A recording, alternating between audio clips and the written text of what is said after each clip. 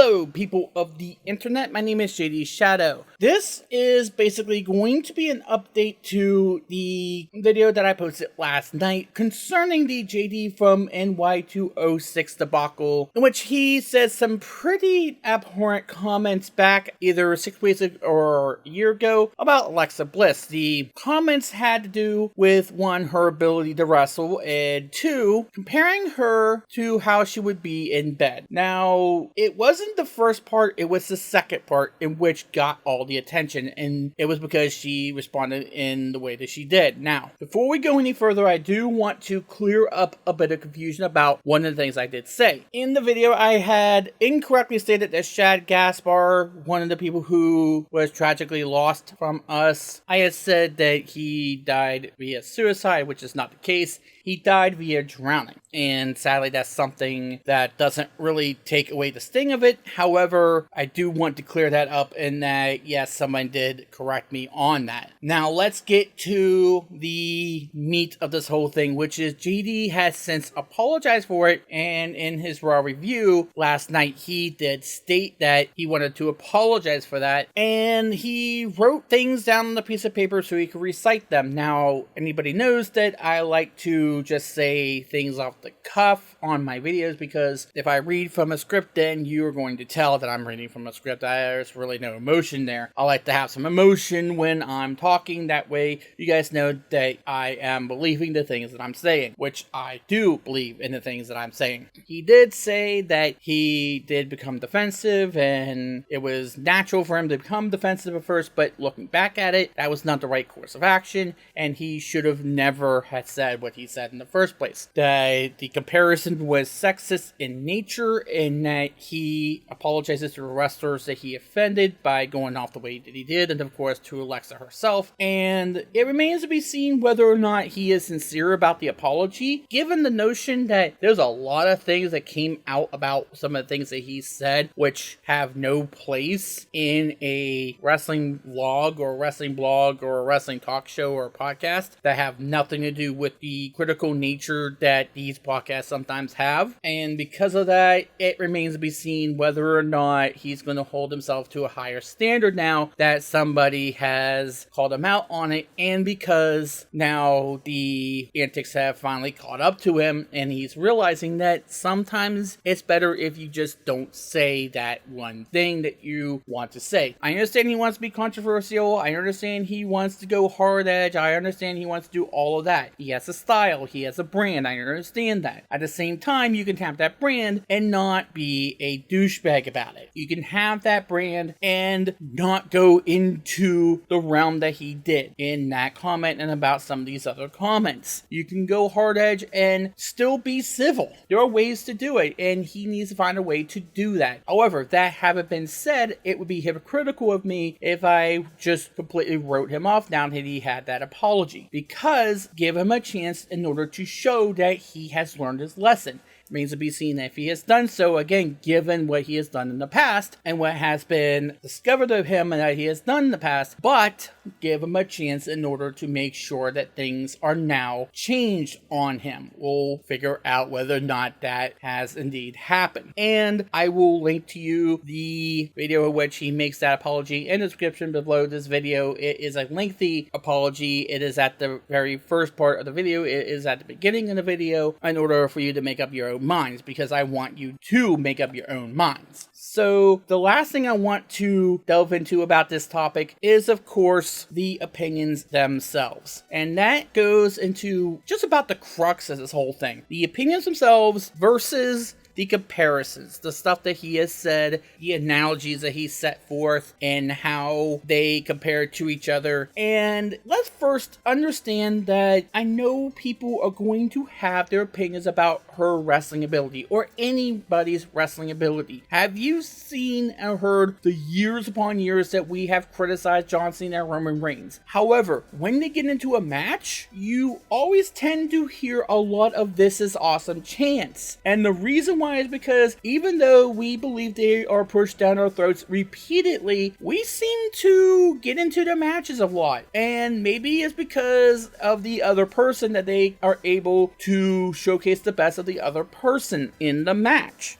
And we have seen this last night in the form of Nikki Cross putting down that amazing promo that she had last night. That is just a sensational promo that she had. So even though you may think, okay, these people don't wrestle well or they suck or what have you, they're doing something right. They are definitely doing something right. And it's not just because, oh, they're on Vince McMahon's good side for whatever purpose you may think that would be relevant. The fact of the matter is that something they're doing is correct and they should keep doing that. And there are going to be people who still say that Alexa Bliss sucks, or she's still green, or that she's held people back, which I don't believe is true, or whether or not you say that, okay, she's improved and a lot of people now believe that she is a good wrestler, or she's been doing a lot of improvement and she was always good and she was always able to have great mic skills. Here's the thing. When it comes to comments like what JD from NY did, that's irrelevant. You can have those opinions. You can have those thoughts and commentary. Commentary and critique are allowed. We are allowed to debate. We are allowed to critique. We are allowed to have commentary about these topics. Not just about wrestling, not just about these things, but about other things like the Twitch Safety Council, about anything that goes on in the world right now. And there are a lot of things that are going on in the world right now. The fact of the matter is that it is not about whether or not you believe Alexa is a good wrestler or not. It has nothing to do about that. This has something to do with the person making a comparison and saying, compare this to how this person that I said in the last sentence specifically would perform in bed. Specifically this particular person out of kayfabe as the real person, as the person who is playing the character on the show would perform. And remember, he was criticizing the person that was the actress in this whole play, assuming that we're calling it whatever he's calling it. All of a sudden, now it's a fictional television show. Keep that in mind as well, is that all of a sudden, now it's not even a real thing. All of a sudden, we're not even considering that people do get injured. People do get concussions. There has been concussion protocols. People have had their careers ended in a heartbeat and have suffered the ultimate consequence for that. If you remember a few days ago, the Dark Side of the Ring debuted the Owen Hart episode, and I have my own opinions about how Martha Hart is still not budging and how she is still a little bit delusional about her opinions of things, but that's for another video. That's for a whole different topic. We need to understand that in the grand scheme of things, whether or not you believe that she is an improved or even a good wrestler, that's irrelevant when you talk about what was said in that particular clip. In any context, in any form, it is not okay to go there. I understand, as I said, that he wants to go in hard, and that's okay. I do that too. Have you seen some of my videos? Have you seen what I said about Cinematic Venom back in the day? Have you seen all that stuff that I posted? I do go in hard as well, but I try to do that in the most respectful manner possible. I know that there's a boundary that you don't cross in these sort of things if you want to be known as somebody who has some form of self-respect about what you do and some respect about the person that you are criticizing. You are criticizing someone else's work, and that's okay. Constructive criticism is always allowed. However, this went a little bit further than that. This attacked somebody on a more personal aspect, and in probably the worst way possible. And that's why everybody got all up in arms. That's why people suddenly took big attention to it. And yes, we probably should have called out other things in the grand scheme of things. We should have called out people like Jim Cornette, people who went on and on about Brie Bella and stuff like that. That should have been called out, but here's the other thing. Sometimes there's people who want to get called out because they are trolling, and sometimes the best way to address it is to not address it, to not give it publicity, to not give it attention. And maybe we should have done the same thing here, but it became to a point where it just became too much. This became something in which we had to call it out because this became extremely damaging. And sometimes it's best to just let it go and to just not give it attention. But other times when it's that toxic and it pulls on that much emotion, you have to at least call it out and say, hey, this person is doing this. And imagine if that was him attacking you. What if that was somebody who you knew? Or what if it was you who he attacked in that manner? Would you have taken it? I think it's easy for us to complain and whine and cry that she responded, but when it's aimed at you, I think it might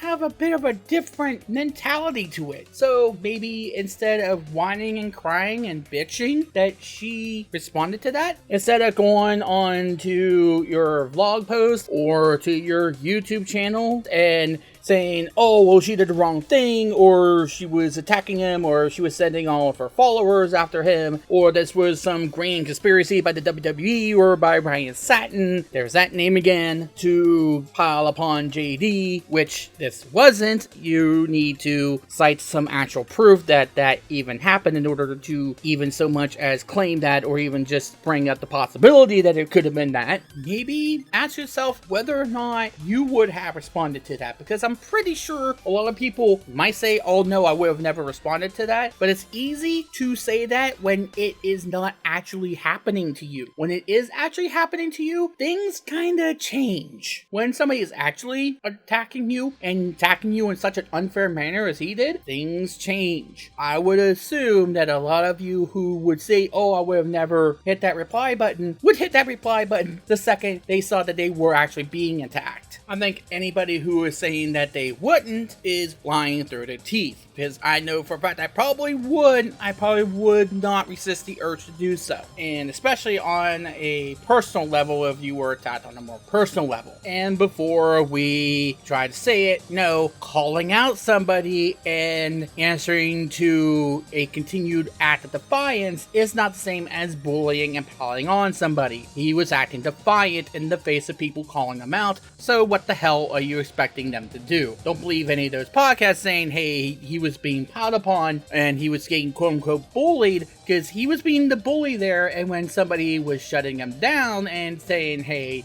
this is not right, he decided to be defiant for the longest time before he finally came to his senses. And he might have only came to his senses, as I said, because he felt the pressure coming to him. And no, I don't believe in cancel culture or anything like that. Just look at my videos for proof of that, as I said. But again, this is not one of those times where he was bullied. He, again, was being defiant. And when you're being defiant, and when you come in there looking for a fight, don't be surprised if you get what you asked for. There was no conspiracy there. There was nothing being in play there by anybody of the sort in order to get him riled up or anything like that. This was somebody who should have just posted an apology, say, I'm sorry for what I said, this was not something I should have said, and then just moved on from it instead of being as defiant as he was. That's what caused the further agitation of the other wrestlers. People like Charlotte, like Mick Foley, like Road Dogg, they didn't do that in a vacuum. He continued to go on and on about it and try to be defiant. That's why you saw that. And if that was a wrestler who you actually wanted to defend, would you actually defend him on this particular thing? If he said that about somebody who you admired, what if he said that about Asuka, Becky Lynch, or anybody at AEW? What if that was him saying that about Hana Kimura, somebody who these blogs are seemingly hiding behind the corpse of in order to justify their positions in support of him? Would you take that same position? I don't think you would. So I don't think you're fooling anybody by saying, oh, Alexa did the wrong thing here, because first of all, she didn't send anybody toward him, and second of all, you wouldn't say the same thing if it was somebody who you quote-unquote respected. Standing up for yourself and calling someone out when they're being defiant as all hell is not the same as cyberbullying, period, end of story. And hiding behind a corpse of somebody who was cyberbullied to the point that she committed suicide is just disgraceful, and people should call you out on that, just like they called out JDFromNY's for what he did. And yes, it did get people's attention to the guy, and it did cause him to apologize too. Imagine if she never did say anything. Would we get the apology? I don't think we would. He would have just continued on in the way that he has always gone. And perhaps he's sorry he got caught. Maybe that's what the apology was all about. Again, we'll have to wait and see. But perhaps the reason why he's apologizing because he's seeing the backlash. He's like, okay, this is getting too risky for me to continue to try to be defiant.